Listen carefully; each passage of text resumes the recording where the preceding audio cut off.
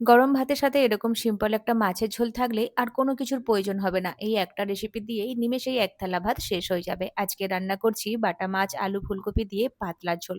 মাছগুলোকে নুন হলুদ মেখে সাইডে রেখেছি। তারপর আলুগুলোকে ভেজে নিয়েছি অল্প নুন ছিটিয়ে, আর ভাজতে ভাজতে যেন 70% সেদ্ধ হয়ে যায়। তারপর কেটে রাখা ফুলকপি নুন হলুদ দিয়ে একবার মিশিয়ে নিয়ে ঢেকে দিচ্ছি কিছুক্ষণের জন্য। গ্রাইন্ডিং জারের মধ্যে আদা, জিরে, ধনে, পোস্ত, শুকনো লঙ্কা, অল্প জল দিয়ে একটা পেস্ট তৈরি করে নিলাম। তারপর ফুলকপিগুলোকে হালকা ভেজে তুলে নিচ্ছি। তারপর ওই তেলের মধ্যেই তেজপাতা, শুকনো লঙ্কা, ৫ ফোড়ন হালকা করে ভেজে কেটে রাখা টমেটো দিয়ে ২ মিনিট কষিয়ে নিয়ে বেটে রাখা মশলা ধোয়া জল, নুন হলুদ দিয়ে ভালো করে একটু কষিয়ে নিয়ে ভেজে রাখা আলুগুলো দিয়ে ২ মিনিট নেড়ে চেড়ে নেবো। তারপর ঝোলের জন্য জল দিয়ে দেবো।